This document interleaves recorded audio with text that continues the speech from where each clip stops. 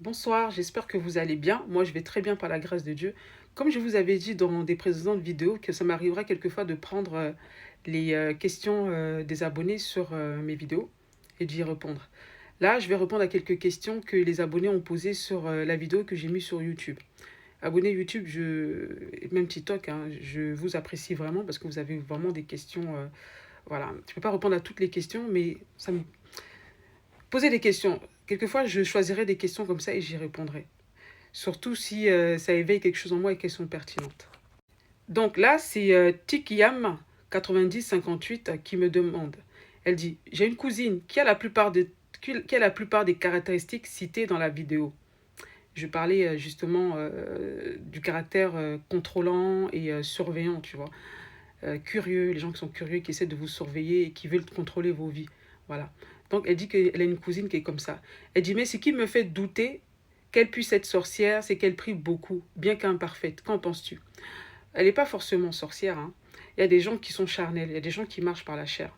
Mais par contre, je veux te dire une chose, si toi, ton jugement pour une personne, pour juger qu'une personne soit spirituelle, soit la prière, eh ben tu te trompes. Parce que je t'assure que les grands sorciers sont ceux qui prient le plus. Les sorciers, même jeunes, ils font toutes ces choses-là. Donc ça ne veut absolument rien dire. D'ailleurs, quand tu prends la parole de Dieu, il y a un moment où le Seigneur Jésus-Christ nous parle des pharisiens qui prient à chaque coin de rue, qui donnent devant tout le monde, qui font des trucs pour être vus des hommes. Vous voyez? Voilà. Donc, le fait de voir quelqu'un prier ne veut pas forcément dire que cette personne est spirituelle. Comme je vous disais, on ne juge pas de la spiritualité d'une personne par rapport à ce qu'elle veut nous montrer. Que ce soit les prières, les longues prières, prier fort, faire des bonnes œuvres devant tout le monde, se montrer. Justement, le Seigneur Jésus nous a dit de nous méfier justement de ces personnes qui veulent tout montrer en fait. Vous voyez, la façon que vous aurez de juger d'une personne, c'est par ses fruits. Et les fruits, c'est quoi? C'est le comportement, le caractère de cette personne de façon habituelle en fait. Comment se comporte cette personne? Voilà. Les sorciers, comme je vous dis, c'est des gens, ils ne peuvent pas cacher leur méchanceté. Vous voyez, au bout d'un moment, vous allez les voir faire du mal à beaucoup de gens. Même si vous, ils vous caressent dans le sens du poil, même si à vous, ils essaient de vous plaire, ce sont des gens le plus souvent qui écrasent les personnes qu'ils peuvent écraser. Ce sont des gens de personnes, vous allez voir leur méchanceté de fois s'exprimer envers certaines personnes. Parce qu'ils ne peuvent pas longtemps cacher leur méchanceté. Mais le problème, c'est que bien souvent, l'être humain se laisse facilement flatter. Quand vous êtes en face de personnes qui vous mettent, vous, à l'aise, qui vous caressent dans le sens du poil, vous pouvez fermer les yeux sur certaines injustices que ces personnes-là commettent. Parce que, je vous dis, ils ne peuvent pas longtemps cacher leur méchanceté. Si vous fouillez, vous allez voir que ils ont beaucoup de casseroles derrière, des gens qu'ils ont blessés, des personnes à qui ils ont fait du mal et tout. Donc, soyez très attentifs. Ce sont des gens méchants. Voilà. D'ailleurs, je t'ai répondu, hein, je t'ai dit, oulala, les plus grands sorciers sont ceux qui prient beaucoup, hein. C'est une couverture, hein, les pharisiens priaient beaucoup même dans les rues, mais ils étaient très méchants. Le Seigneur a dit de regarder à leurs fruits, les œuvres, pas leur religiosité, mais ce qu'ils font, ce qui se dégage de leur caractère et non ce qu'ils voudraient nous faire croire. C'est plus parlant, c'est cela exercer son discernement. Voilà, le discernement c'est ça, c'est regarder au travers de ce que les personnes veulent vous montrer. Voilà, et demander au Saint-Esprit de mettre la lumière. Quand tu demandes au Saint-Esprit, le Saint-Esprit va créer une situation pour que cette personne montre vraiment ce qu'elle est en fait. Vous comprenez? Voilà. Je vais passer à la prochaine question. La prochaine question, c'est Sandu 5181. Tu me demandes, je rebondis sur ce que tu as dit dans ta vidéo. Si on se couvre du sang de Jésus, on devient invisible dans le monde spirituel, même pour les sorciers. Dites-moi comment faire. Avec un smiley qui rigole. Pourquoi tu rigoles? Pourquoi rigoler? Ce que je te dis, tu as l'air de ne pas le comprendre, mais sache que le sang de Jésus-Christ est quelque chose de très puissant. C'est puissant, moi, c'est au fur et à mesure que, en lisant la Bible, que j'ai compris la puissance du sang, en fait. Vous voyez, avant, par exemple, les gens ne comprennent pas la puissance du sang. C'est pour ça qu'ils ne comprennent pas, en fait, ceux qui ne sont pas chrétiens, qui sont d'autres religions, ne comprennent pas, en fait, l'importance du Seigneur Jésus-Christ. Pourquoi Jésus-Christ devait venir et pourquoi il est aussi important. Parce qu'on va se dire qu'on croit tous en Dieu, hein. Mais qu'est-ce qui fait que le Seigneur Jésus-Christ est important? Et beaucoup de gens n'arrivent pas à croire que le Seigneur Jésus-Christ soit Dieu. Mais moi, je dis, c'est Dieu qui est venu dans la chair. Et le sang, en fait, a une particularité, c'est que le sang, c'est quelque chose que Dieu nous a donné pour le sacrifice, pour l'autel, qu'il nous a donné pour faire expiation.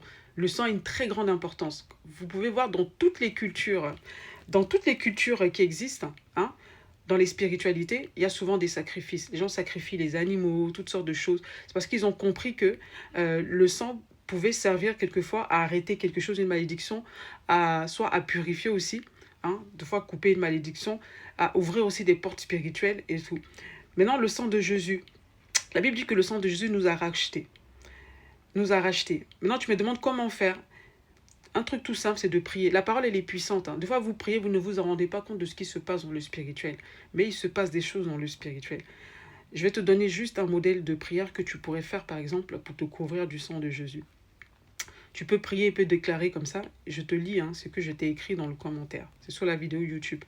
Tu peux dire, ceux qui veulent la prière, allez-y sur la vidéo YouTube. Voilà, sur mon compte YouTube, il est sur mon profil. J'ai écrit la prière. Seigneur, ta parole dit que ton sang nous a rachetés. Puisque j'ai été racheté à un si grand prix, je demande que ton sang, Seigneur Jésus, me couvre du sommet de la tête jusqu'à la plante des pieds.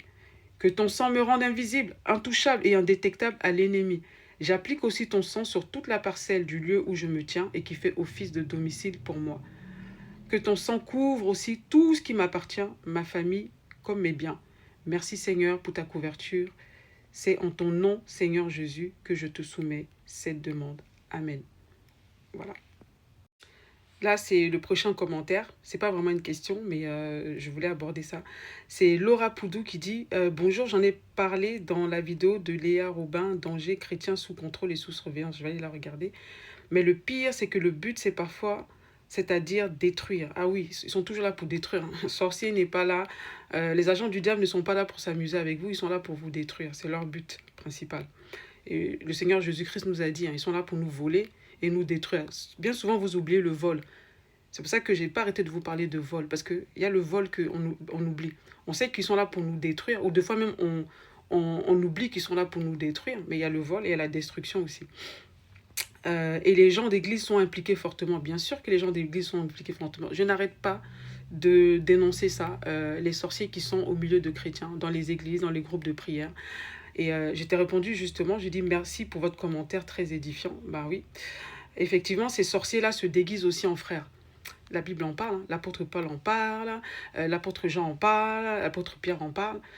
Allez dans le Nouveau Testament, on en parle tellement de ces faux frères. Je ne sais pas à quel moment la vigilance et le discernement des chrétiens s'est éteint à ce niveau-là, au point où vous acceptez n'importe quoi. Je vais faire une vidéo j'ai fait une vidéo juste après ça. Vous acceptez n'importe quoi dans l'église, vous acceptez d'être écrasé, d'être la proie de loup. Et moi, ça, je me dis, vous avez une responsabilité à ce sujet-là. Vous devez vous réveiller et vous devez ôter les méchants du milieu de vous.